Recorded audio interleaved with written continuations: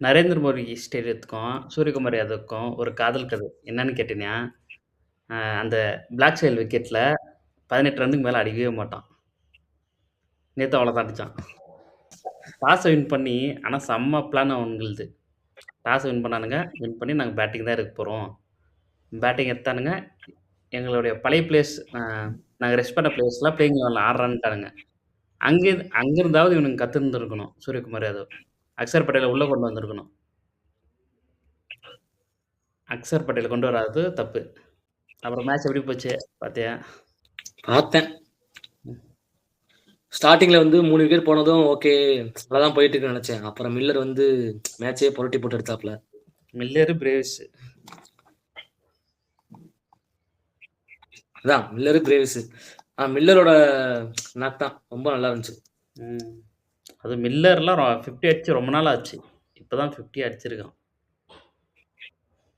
ஆமா. ஆனா மில்லர் வந்து எந்த மேட்ச்ல அடிக்கணுமோ அந்த மேட்ச்ல அடிச்சு கொடுத்துறான் கண்டிப்பா. 20 ரன்னுக்கு 3 விக்கெட் போயிடுச்சு. அங்கேயே அவனுங்களை முடிச்சு விட பார்க்காம சிவன் துபேக்கெல்லாம் ஓவர் கொடுத்து வளர்த்து விட்டானுங்க பார்ட்டிசிப. அது உண்மைதான். சிவன் துபே அவன் சரி அவனாச்சும் பால் ஒழுங்கா போடுறானா பார்த்தா அந்த ஒயிட் ஏர்க்கர் தான் ட்ரை பண்றான். ஒண்ணு ஒயிடா போகுது, இல்லைன்னா பிடிச்சி அடிச்சு போடுறானுங்க. இல்ல நோ பால் வேற. நேத்து வந்து பவர் பிளேல வருண் சக்கரவர்த்தி ஓவர் கொடுத்த மாதிரி தெரிஞ்சு. ஆமா 5th ஓவர் போட்டான், ஆனா பிறந்துட்டானுங்க. வா நேற்றுதான் வருண் சக்கரவர்த்தியை போட்டு பொழந்துட்டாங்க 4 ஓவருக்கு. அதுதான் அவன் 3 எப்பெல்லாம் நல்லா போடுவானோ அப்பெல்லாம் 3 ஓவர் கட் பண்ணிடுவானுங்க. நேத்து அவனை பொழக்கிறானுங்க தெரியுது. ஒரு ஓவரை கட் பண்ணிட்டு வாசி கொடுத்துருக்கலாம். 4 ஓவர் ஃபுல் கோட்டா முடிக்கிறானுங்க. கண்டிப்பா 47 ரன் அடிச்சிட்டானுங்க பிடிச்சி. எந்த மேட்ச்ல 4 ஓவர் ஃபுல்லா போடவே இல்லை. போட்டான் ஃபர்ஸ்ட் மேட்ச் மட்டும் போட்டான் யூஎஸ் மேட்ச். எந்த மேட்ச்ல வருண் சக்கரவர்த்தி 4 ஓவர் போடவே இல்லை. இந்த மேட்ச் அப்பெல்லாம் நல்லா விக்கெட் வாங்கியிருந்தான் பயங்கரமா. அப்ப கொடுத்துருந்தா வச்சுக்கீங்களேன் மேட்ச் வேகமா முடிஞ்சிருக்கும். ஆனா இந்த மேட்ச் பொறுத்த வரைக்கும் கொடுக்க தேவையே இல்லை. ஏன்னா வந்து ஸ்டார்டிங்லேயே வருண் சக்கரவர்த்தி புழக்க ஆரம்பிச்சிட்டாங்க. அவன் நிப்பாட்டு 3 ஓவர் நிப்பாட்டிருக்கலாம் எனக்கு தெரிஞ்சு. நிப்பாட்டி சுந்தராச்சு கொடுத்துருக்கலாம். சுந்தர ஃபர்ஸ்ட் 11ல எதுக்கு எட்டு வந்தானுங்கன்னே தெரியல. தேவையில்லாதது. அக்சர் அடி இருந்தா பிரச்சனையே இருந்திருக்காது. ஒரு பேட்டிங்க்கு கொஞ்சம் கிடைச்சிருக்கும். பேட்டிங்கும் இருந்திருக்கும், ஃபீல்டிங்கும் இருந்திருக்கும். இவன் வாசி வந்து ஃபீல்டிங் ரொம்ப சொதப்பினான். கேட்ச் ஒன்று விட்டான் 6ல். பேட்டிங்கும் அவ்வளவா இல்லடா. ஓகேயா அவனை தேவையில்லாம அந்த 5th ஸ்பாட்ல எதுக்கு இறக்குனானுன்னு தெரியல.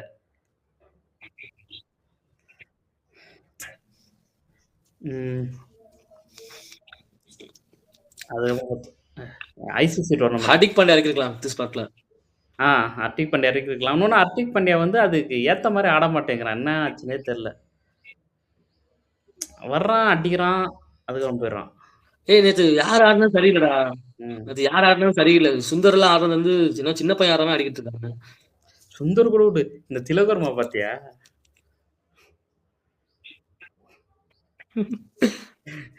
லாஸ்ட் 30 தாண்ட மாட்டான் ஸ்கோர். 30 வந்தா லாஸ்ட் ஹையஸ்ட் ஸ்கோர் போல.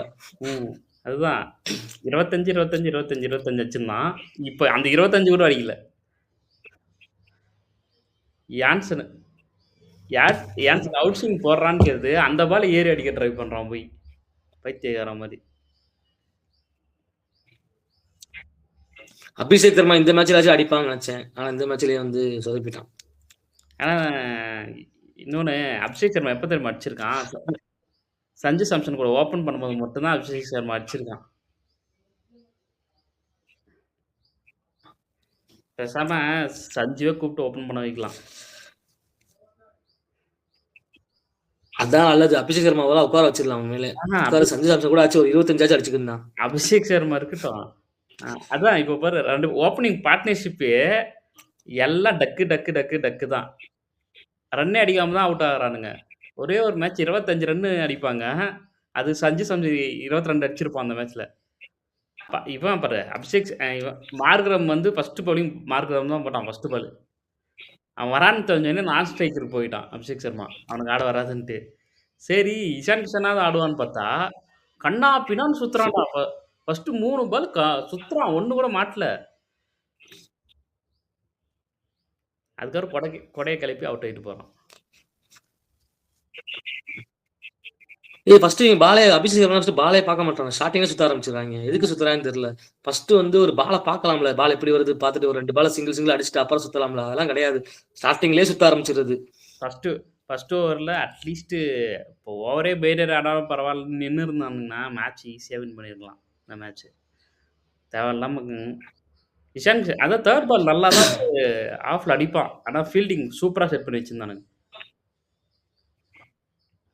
பேட்டிங் பிடிக்காங்கன்னு நினைச்சேன் ஸ்டார்டிங்லேயே. ஏன்னா ஸ்டார்ஸ் வின் பண்ணிட்டாங்க பேட்டிங் பிடிக்கிறாங்க அப்படின்னு நினைச்சேன். பார்த்தா தெரியுது எதுக்கு தான் பேட்டிங் பிடிச்சாங்கன்னு. ஆக்சுவலி பெரிய கிரவுண்ட் வேற 187 நல்ல ஸ்கோரு. அவ்வளோதான் பவர் பிளேயில் விக்கெட் பண்ணோன்னே முடிஞ்சு போச்சு. ஏன்னா நம்ம இதில் எவனா நின்று ஆடுற மாதிரி பேட்ஸ்மேன் கிடையாது அவன். ஆனால் இப்போ பெரிய ப்ராப்ளம் என்னன்னா நெக்ஸ்ட்டு நம்ம வெஸ்ட் இண்டீஸ் விட்டு ஜிம்பாப்வே கூட ஆடணும். அதில் ஏதாவது ஒன்று லாஸ் ஆனாலும் வீட்டுக்கு போக வேண்டியது தான்.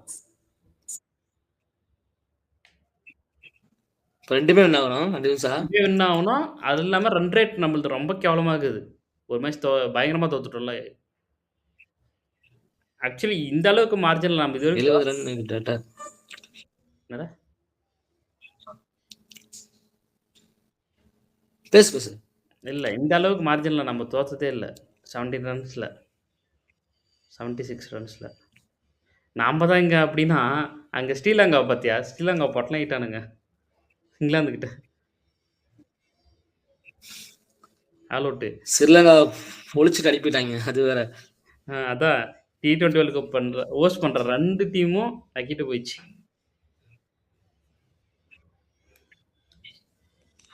ஆனா வந்து பவுலிங் கோச் மோர் நம்பர்கள் ஒரு பக்கம் ஹாப்பியாகவும் இருக்கும், ஒரு பக்கம் சேடாகவும் இருக்கும். ஆமாம், சவுத் ஆப்பிரிக்கா வின் பண்ணிச்சுன்னு அவன் சந்தோஷப்படுறதா இல்லை இந்தியா தோத்துச்சு.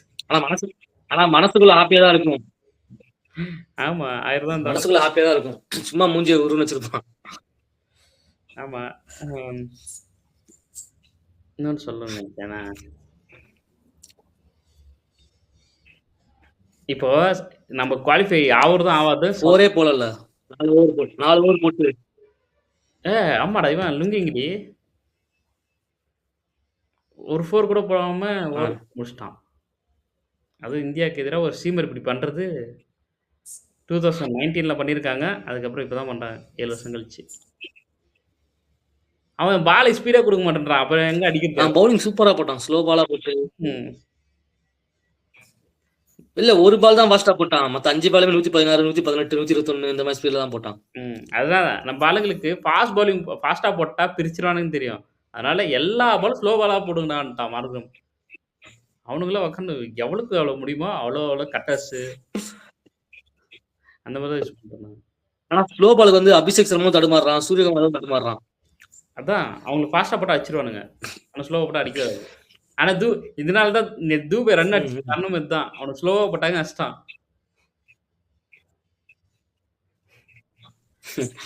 அவன் டிஃபரெண்டா இருக்கான். ஸ்லோவா போட்டு அடிச்சா ஃபாஸ்டா போட்டு அடிக்க பயப்படுறான் கொஞ்சம்.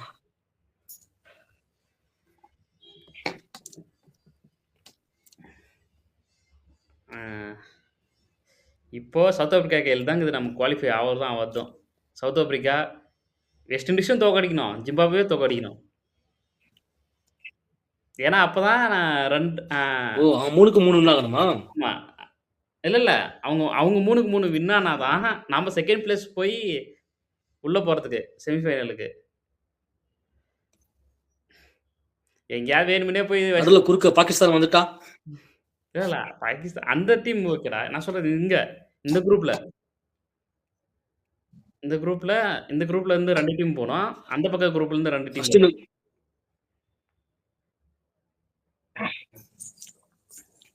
இப்ப நம்மள பழி வாங்கணுன்றதுக்காக வேணுமுனே ஒரு மேட்சை தோத்துட்டானுங்கன்னு வச்சுக்கோல, அதுவும் முடிஞ்சு இந்தியா கதை. இப்ப வெஸ்ட் இண்டீஸ் அது வேற இருக்குடா, உள்ள வரவே கூடாதுன்னு சொல்லிட்டா. இப்ப வெஸ்ட் இண்டீஸ் ஆடுதுன்னு வச்சுக்கோ. வெஸ்ட் இண்டீஸ் வந்து சவுத் ஆப்பிரிக்காவை அடிச்சிடறானுங்க, இது ஜிம்பாப்வே அடிச்சிடறானுங்க. இந்தியா கிட்ட தோத்துறானுங்களோ வச்சுக்கோ. ஆனா திரும்ப சவுத் ஆப்பிரிக்கா கிட்ட ஜெயிச்சிடறானுங்கன்னு வச்சுக்கோ. ஆனா ரன் ரேட்டை பார்த்தா வெஸ்ட் இண்டீஸ் அதிகமாக இருந்தால் அவனுங்க உள்ள போயிடுவானுங்க. நம்ம வெளியே வர வேண்டியதுதான். இல்லன்னா அடுத்த 2 மேட்ச் வந்து இந்தியா வந்து ரன் ரேட் நெறைய வின் பண்ணி அத பீட் பண்ணணும். பழைய ரன் ரேட்ட போய்க்கணும். அது ஒரு சான்ஸ் இருக்குது.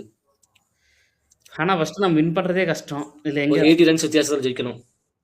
வின் பண்றதே கஷ்டம்டா. பேரு ஈஸியா இருக்கு வெஸ்ட் இண்டீஸ், ஜிம்பாப்வேன்னு. ஆ என்னடா வெஸ்ட் இண்டீஸ்னா ஃபர்ஸ்ட்லாம் வந்து மல்டி டீம் நடிச்சுக்கிருந்தோம். ஜிம்பாப்வேலாம் ரேஸ்ன்னு நடிச்சுக்கிருந்தோம். பயமா இப்பலாம் பார்த்தா வச்சுக்கயே அவனுங்க தான் மாசம் காட்டிக்கிட்டு இருக்காங்க. ஆக்சுவலி இந்த T20 வேர்ல்டு கப் ஆடுறதுக்கு முன்னாடி இந்தியா தான் ஃபேவரட்டா இருந்தாங்க. இந்தியா ஃபைனல் எப்படியும் போயிடும்னு ஒரு ஓவர் கான்ஃபிடென்ட்ல இருந்தோம் எல்லாருமே. இப்ப என்னன்னா குவாலிஃபை ஆகுமான்றதே செமிஃபைனல் போகுமான்றதே டவுட் ஆகுது. இல்லடா ஃபர்ஸ்ட் மேட்ச் தோத்துட்டா கொஞ்சம் கான்ஃபிடன்ஸ் இழந்த மாதிரி தான்டா. ஃபர்ஸ்ட் மேட்ச் ஜெயிச்சிட்டா வச்சுக்கயே மிச்சம் 2 மேட்ச் தானே எப்படியாச்சும் வின் பண்ணிடலாம் நம்பிக்கை வந்துரும். ஆனா ஃபர்ஸ்ட் மேட்ச் தோத்துட்டா வச்சுக்கயே அடுத்த கடைசியா 2 மேட்ச் வின் பண்ணி ஆகணும்னு ஒரு சூழ்நிலை வந்துரும். பார்ப்போம் என்ன பண்றானுன்ட்டு. எனக்கு நம்பிக்கை இல்ல இவனுங்க இன்னும்.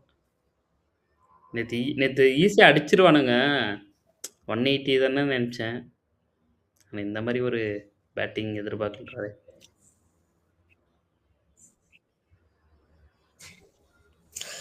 ஏய் 180 ஃபர்ஸ்ட் இவ்வளவு போயிருக்க கூடாது. பவுலிங் சரியாவே போடல. ஃபர்ஸ்ட் ஒரு 5 ஓவர் மட்டும் பண்ணி நல்லா போட்டுட்டு அப்புறம்லாம் பவுலிங்கே சொதப்பிட்டாங்க. தேவையில்லாம சிவந்து நான்லாம் வந்து 180 வராது. 150 140 தான் வரும்னு நினைச்சேன். அந்த பவுலிங் இது எடுத்து பாரேன். யார் யார் போட்டிருக்காங்கன்னு எடுத்து பார்த்தீங்கன்னா, இவன் பும்ராவும், அஸ்தீப்பு தவிர மத்த எல்லாருமே ரன் குடுத்துருப்பானுங்க. அஸ்தீப்பு 4 ஓவர் போட்டான் 28 ரன்னு. 2 விக்கெட் சூப்பரா போட்டான். அப்புறம் பும்ரா ஒருத்தன் தான்டா அந்த அந்த ம். ட்ரம்ப் கார்டுன்னு வரும்னு சொல்லியிருந்தாங்கல்ல. உண்மையான ட்ரம்ப் கார்டு வந்து பும்ரா தான். பும்ரா தான். 4 ஓவர் 15 ரன் குடுத்துட்டு 3 விக்கெட். வருன்னு போட்டு பொளந்துட்டானுங்க. 47 ரன். வருண் சேர்த்து 4 ஓவர் போட்டு 47 ரன். நேத்து தான் வருண் சேர்த்து பொழந்தத பார்த்தேன். வருண் அவ்வளவுதான் டார்கெட் பண்ணிட்டானுங்க. இனிமே எல்லா டீமும் பார்த்துருக்கோம் வருண. இவனுங்க அடிச்சத பார்த்துட்டானுங்கல்ல. இல்லடா வருண் சக்கரவர்த்தி எனக்கு வந்து சுந்தர் நல்லா தான் போட்டான். சுந்தர் ஆக்சுவலி ஃபர்ஸ்ட் ஓவர் மட்டும் தான் அடி வாங்கினான். 11 ரன் குடுத்தான். செகண்ட் ஓவர்ல வந்து 6 ரன் தான் குடுத்தான். 6 பாலுக்கு 6 ரெண்டாவது ஒரு 6 ரன். சோ வந்து வருண் சக்கரவர்த்தி ஸ்டாப் பண்ணிட்டு சுந்தராச்சு கொடுத்துக்கலாம் ஒரு ஓவர். கொடுத்துருந்தாச்சுங்க கொஞ்சம் ரன் ஆச்சு ஸ்டாப் ஆயிருக்கும். இன்னொன்னு எனக்கு இந்த பாண்டியா மேல செம கோவம். 2 ஓவர் சூப்பரா போட்டான்டா. 2 ஓவருக்கு 12 ரன்னோ 14 ரன்னோ குத்துந்தான். 2வது over last ball no ball போட்டான். விட்டான் மில்லர் 6. ஃப்ரீ பால். அங்க இருந்தா அட்டாக் பண்ணி அடிக்க ஆரம்பிச்சானுங்க. அவங்க வந்து ஸ்லோவா ஆடிட்டு எப்படா 6 அடிப்போம் எப்படா லூஸ் பால் கிடைக்குன்னு உட்கார்ந்துருக்காங்க. அவங்ககிட்ட போய் தூக்கி பாயசமே கொடுத்து அடிக்காம என்ன பண்ணுவாங்க? அவன் அப்புறம் தூபே ஒரு நோ பால். அவன் எப்படி போட்டான்னா, அவன் எப்பயும் ஸ்பீட் கம்மியா தானே போடுவான். அந்த பால் திடீர்னு 131 வந்துச்சு. ஆமா. என்னடான்னு பார்த்தா ஒரு ஸ்டெப் முன்னாடி வச்சிருக்காரு தலைவர் கால.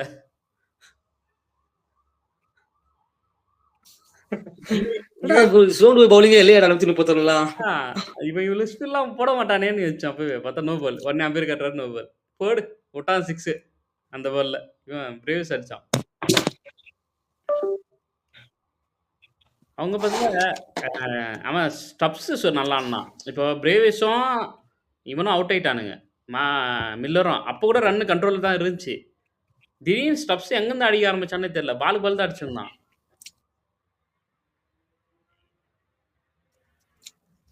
ஹார்டிக் பாண்டியா 6 அடிச்சாடா 2 6. அதான் லாஸ்ட் ஓவர்ல போட்டு பிரிச்சுட்டானுங்க. அதான் பிரச்சனையே.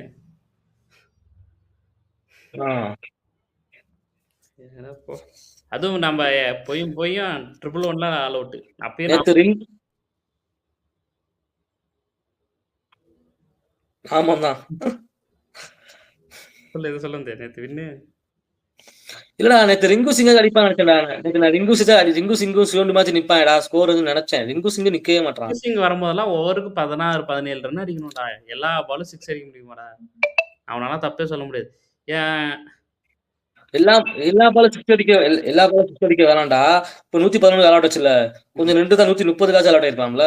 கொஞ்சம் ரன் அடிச்சு குறைஞ்சிருக்கு. அதாச்சும் பண்ண வேண்டியது. எதுக்கு 6 ஜக்குல அவுட் ஆகுறாங்க? ஒரு சிங்கிள் அடிச்சுட்டு ஒரு கிடைக்காம 6 அடிச்சு. நீ சொல்ற கரெக்ட் தான். 2 இது குறைச்சிருக்கலாம். நேத்து பாத்தியா வருண் சக்கரவர்த்தி பேட்டிங் வந்து ஆனா சிஎம்டுக்கு வந்து வருண் சக்கரவர்த்தி நேத்து வந்து துபாய் வருண் சக்கரவர்த்தி ஆடினாங்க. ஆனா வருண் சக்கரவர்த்தி பேட்டிங் கொடுக்கவே இல்லை பாத்தியா. ரன்னும் ஓடவே இல்லை. ஸ்ட்ரைக் கொடுக்கவே இல்லை. ஏன் தெரியும்? ஏன்னா வந்து ஆல் அவுட் ஆகக்கூடாது. ஸ்கோர் கொஞ்சாச்சும் கொண்டு வரணும். எப்படியும் தோத்துறோம் தெரியும். இருந்தாலும் ரன் ரேட் வந்து கொஞ்சம் கம்மியாக கூடாதுன்னு அவன் 6 அடிச்சு பண்ணியிருந்தான்.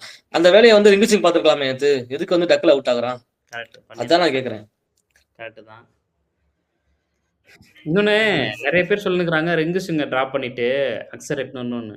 நான் என்ன சொல்றேன்னா, வாசிய ட்ராப் பண்ணிட்டு தான் அக்ஸர் எட்டுன்னு வரணும். ம். ஏன்னா, வாசி வந்து ஃபீல்டிங் ஒழுங்கா பண்ண மாட்டேங்கிறான். ரிங்கு சிங் ஓகே. அந்த ரிங்கு சிங் வந்து அடிச்சு குடுத்துருக்கான்.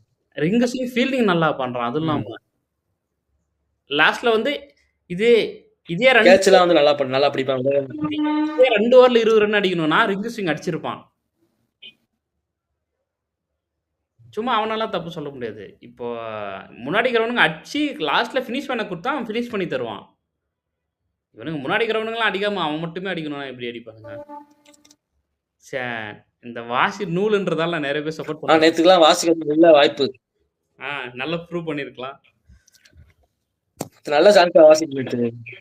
நல்ல சான்ஸ் அது யாருமே இல்ல. இவன் மட்டும் ஒரு 35, 40 அடிச்சு குடுத்தா வச்சுக்கவேன், கொஞ்சம் நல்லா பேர் கிடைச்சிருக்கும். அத விட்டுட்டு முக்கியமான மேட்ச்ல அடிக்க மாட்றாங்க இவங்க. கேட்டா அவன் இந்தியா தமிழ்நாட்டுக்காரன் எடுக்க மாட்டேன்னா, எடுத்தா ஏதாச்சும் பண்ணணும்ல. ஒயிட் பால்ல ஒண்ணுமே பண்றதில்லடா அவன். அவன் ரெட் பால் நல்லா போட்டுருக்கான். ஒயிட் பால்ல ஒண்ணுமே போட்டதில்ல. அவன எதுக்கு தான் திரும்ப திரும்ப பேக் பண்றான்னு தெரியல. அவனுக்கு கிடைக்கிற சான்ஸ் எல்லாம் நெறைய பேர் காத்துனுருக்கானுங்க. அவனுங்களுக்கெல்லாம் கிடைக்க மாட்டேங்குது. அட்லீஸ்ட் நேத்து சரி வாசிய ட்ரை பண்றதுக்கு குல்தீப் யாதவ போட்டுருக்கலாம் பிளேயிங் 11ல. நான் இந்த இடத்துல ஸ்ரேயஸையர் ரொம்ப மிஸ் பண்றேன். அவர் இருந்தாச்சும் ஓரளவாச்சும் கொண்டு வந்திருப்பான். ஆமாடா டேய்! மிடில் ஆர்டர்ல. அதுவும் இல்லாம ஃபீல்டிங் நல்லா ஆ. பண்ணியிருக்கான். ஆனா இந்த இந்தியா டீம் தான்டாப்பா வைஸ் கேப்டன டிராப் பண்ணிட்டு மத்தவங்கள ஆட வைக்கிறது. மத்த எந்த டீமும் இந்த மாரிலாம் பண்ண மாட்டாங்க. அக்ஷர் பட்டேல போய் டிராப் பண்றாரு. இதே பாரு அவங்க பாரு மில்லர் எத்தன வருஷமா ரன் அடிக்காம இருந்தான். டீம்ல இருந்து ஒரு டைம் கூட அவன டிராப் பண்ணது கிடையாது. எப்பயுமே பிளேயிங் ஆமா. பிளேயிங் 11ல இருப்பான். அவ்வளோ சீக்கிரம்லாம் டிராப் பண்ண மாட்டாங்க.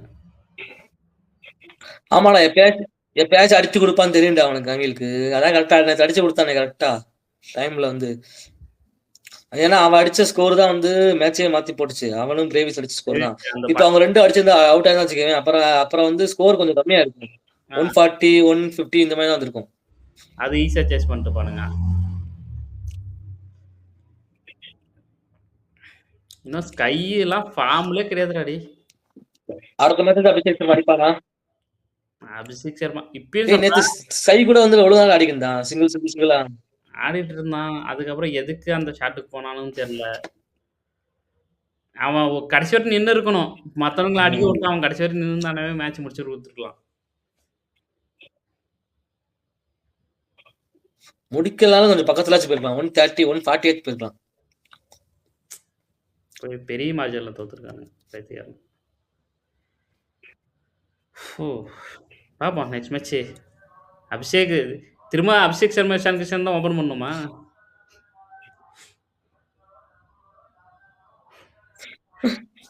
என்ன கேட்டா அபிஷேக் சர்மா எடுக்க மாட்றான் அவன். சஞ்சு சாம்சன் ஒரு சான்ஸ் தரலாம்னு நினைக்கிறேன் நானு. தெரிஞ்சு. சஞ்சுவும் அபிஷேக்கும் ஓப்பன் பண்ண விட்டு இஷான் கிஷன 1 ரன் போடுங்க. பாப்போம் என்ன பண்றான்னு. ம்.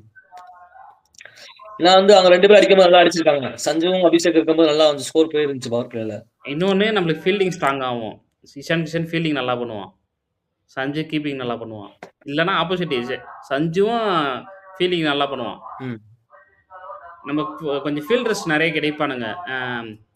அக்ஷர் பட்டேலு, ரிங்கு, சஞ்சு சாம்சனு. நேத்து சூர்யாலாம் மிஸ்ஃபீல் பண்றான். திலக் வர்மா ஐயோ சாமி! அவன் ஃபீல்டிங்க பார்த்தாலே கடுப்பாகுது.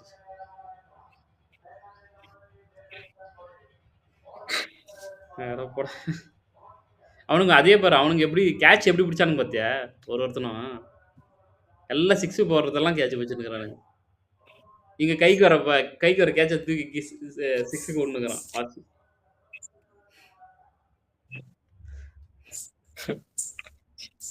சொல்றதுக்கு ஒண்ணும் இல்ல. இந்தியா குவாலிஃபை ஆகும்னு நினைக்கிற?